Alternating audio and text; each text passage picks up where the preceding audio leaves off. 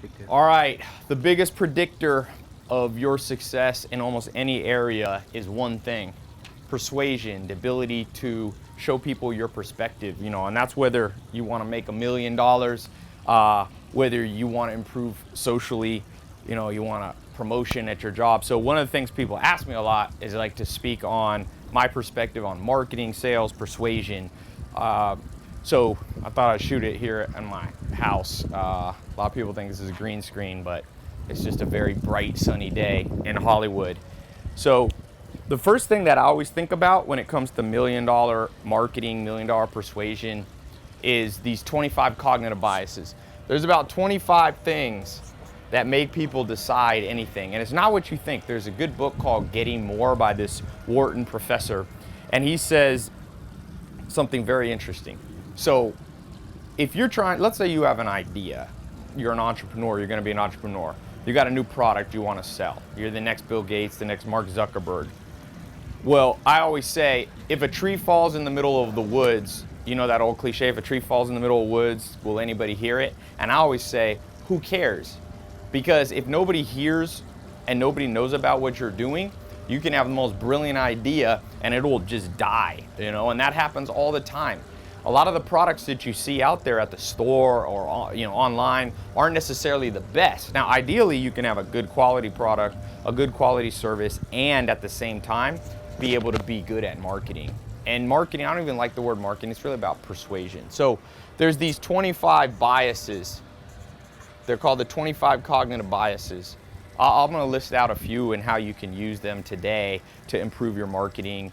And if you're not an entrepreneur, you can still use this. You can use this to make people like you more. And I don't mean that in like a cheesy way, but let's say you need to network and meet a certain person who has access to something you need, whether it's your boss, whether it's, you're in the entertainment industry, you need to meet new people.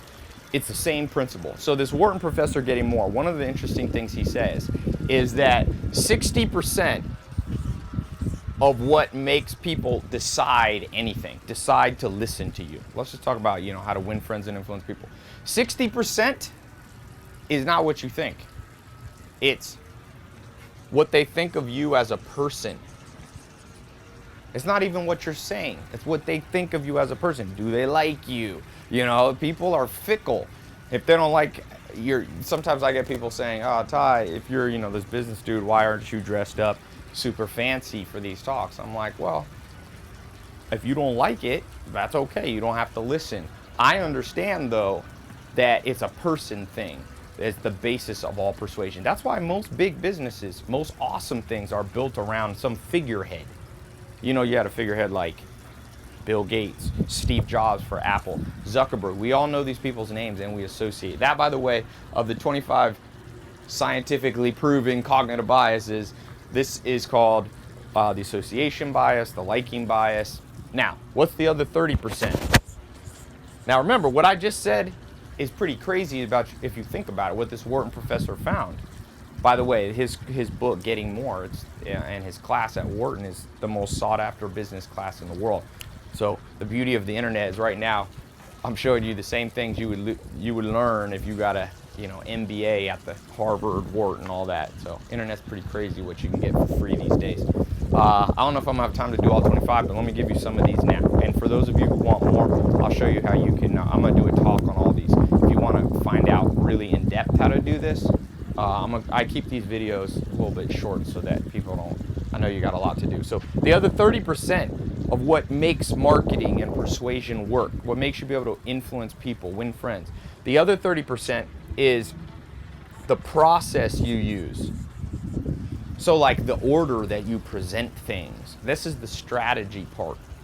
And notice this, and I'm rounding the numbers. It's more like 57% or whatever. I'm just making it. 10% is what? This is crazy. That means if you have an idea for the next, Fitness Pal, now the next fitness app, for the next supplement, for the next restaurant, hotel concept, for doing real estate deals, what you're selling is a minor part of what makes people decide. And this has implications. This is the stuff you don't learn in high school, and most parents, our parents didn't know to teach us because they didn't know this ourselves. You got to learn this stuff. You want to make $1 million or maybe you don't care about money, you want to change the world, you know? You want to solve injustice, crime, poverty, homelessness, abuse. It all comes to your ability to persuade. And so if you're going in, see, most people do this completely opposite. They focus on the what they're selling. In fact, today a guy was texting me who wants me to invest in his app, and he's like, hey Ty, here's what my app's about, bum, bum, bum, bum, bum. But you know what? He hasn't sold me yet, because I'm an investor. People ask what I do. I'm an investor. He hasn't sold me yet on him as a person. He's got to do a better job. It's not just two of them. They got to do a better job showing me, if they want millions of bucks, they want me to invest money like that, I have to believe in them as a person. This is how our brain is set up. There's a professor I just interviewed named Joseph Ledoux, professor at NYU, and he talks about how we have these parts of our brain that are very primitive. So whenever you're selling and persuading people about your idea, whether it be investors or somebody you want to date, what do they think of you? What's the gut feeling they get? People operate on hunches, for good or bad. Now, the process with which so just think about this in like a dating context. What makes people want to go on a second date with you? Okay, number one is, are they attracted to you as a person? Number two is, how do you do the date? Like if your first date, you propose to them, you get down on one knee, they're gonna be scared off because you seem desperate, right? So the process with which you go through the dating, seduction, persuasion, whatever words you want to use.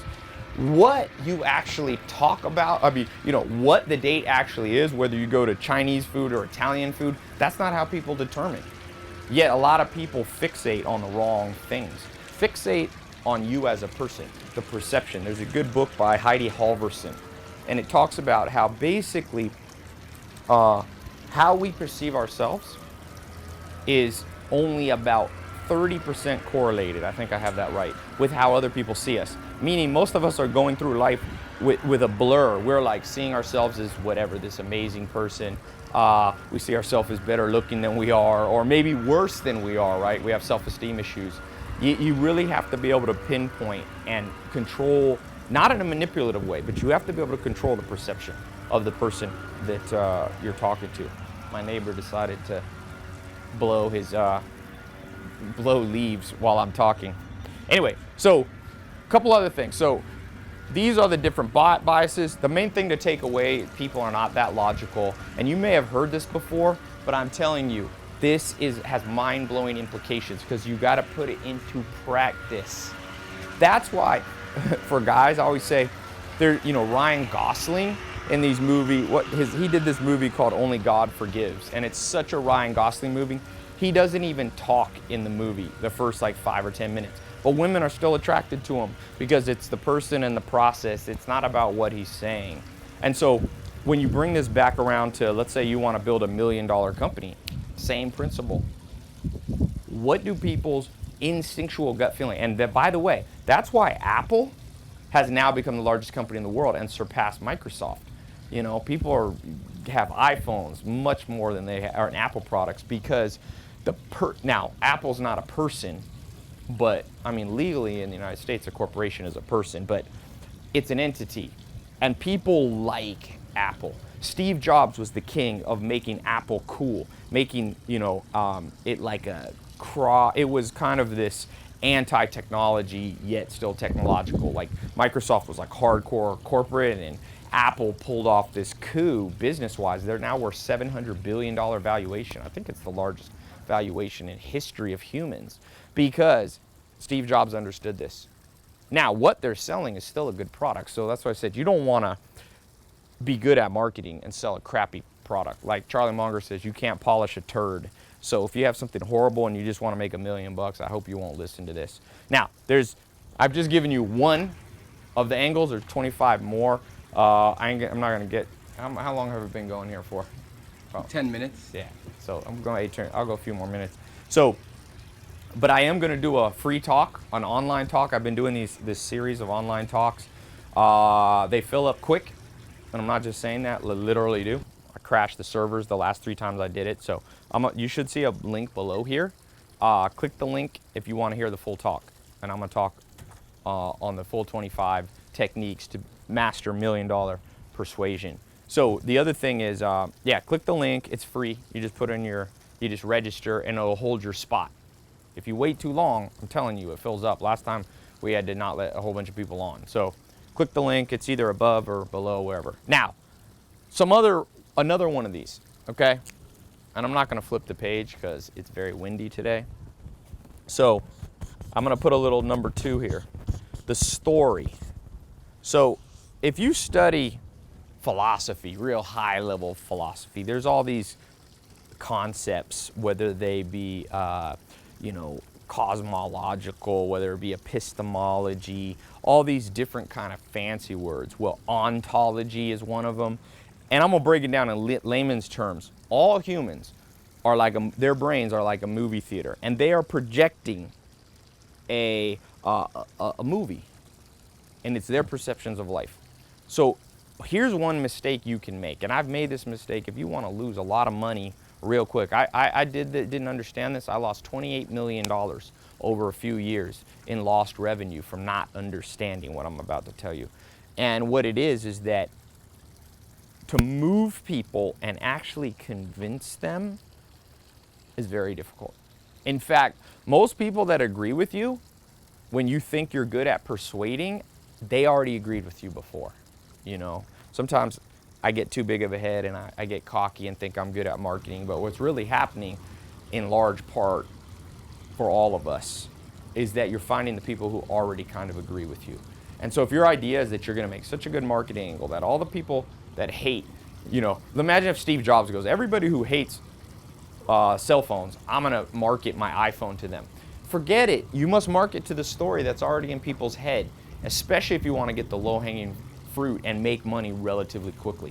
Now, there is a time when there's a book written about this called Crossing the Chasm, where you'll cross over and you'll be able to reach what's called the pragmatists, the conservatives. You do that later.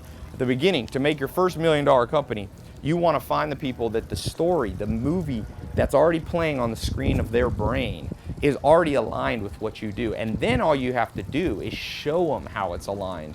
So the concept of persuasion a lot of times is you take somebody who's over here and you show them why they should be over here.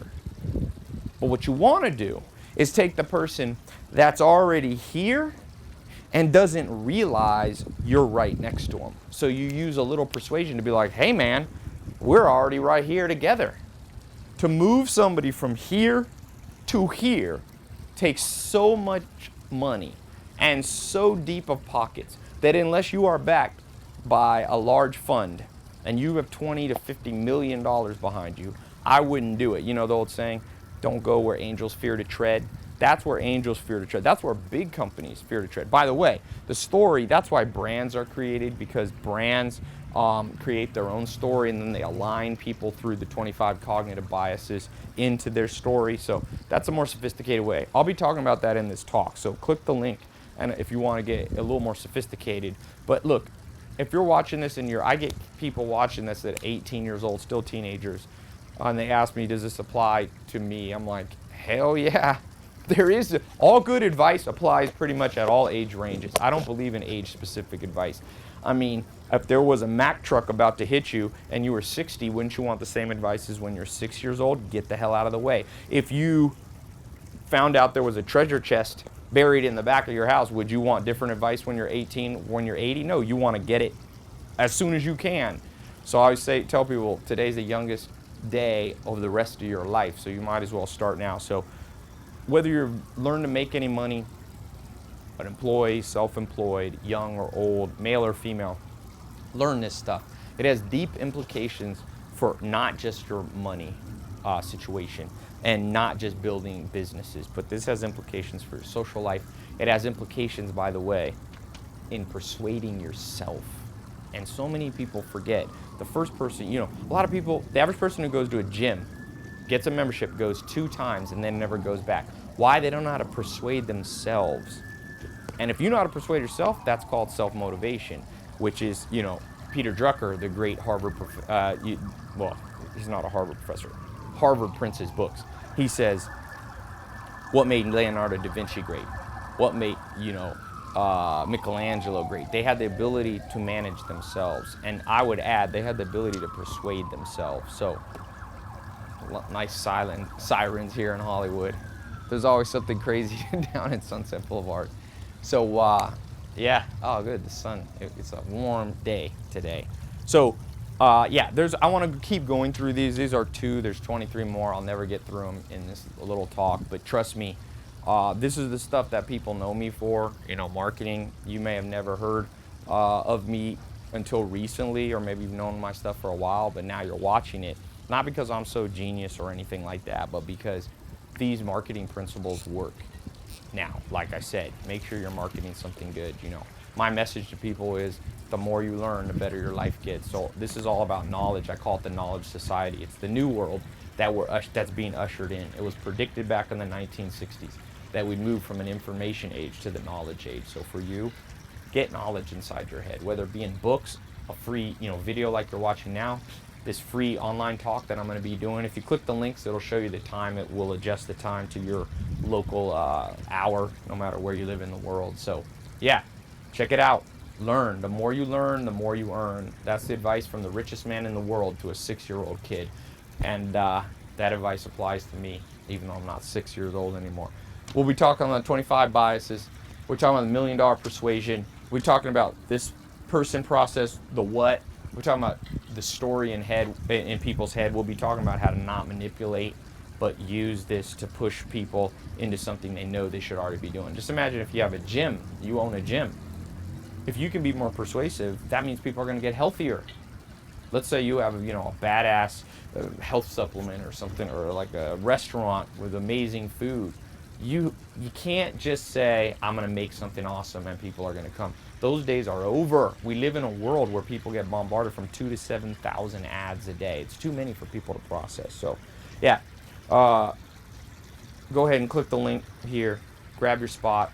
They fill up because it's free, so I'll get 10,000 people at a time in 40 countries trying to get in there. So if you click and it says that it's full, don't worry, come back in another day. Sometimes I'll do them again. So if you miss it, you click the link, it'll say it's full. Just bookmark the page and come back in a week or a month, and I'll be probably maybe do it again. I haven't done this one really too often, so grab your spot while you're seeing this, and also you can subscribe here, and I'll be talking about more of these. So these are 2 strategies for $1 million persuasion. They seem basic, but all the good stuff is basic yet very sophisticated. It's basic to understand this. It's sophisticated to be able to put it in process on a large scale. I've been lucky enough to test these principles on over this year, I don't know, 200-300 million people. So I'm telling you from my own experience. I'm telling you from experience of people who are mentor me, who are much smarter and more experienced than me. So learn. Time to learn. Click the link, and I'll see you on the date and time that's translated to your local time, okay? Talk to you soon.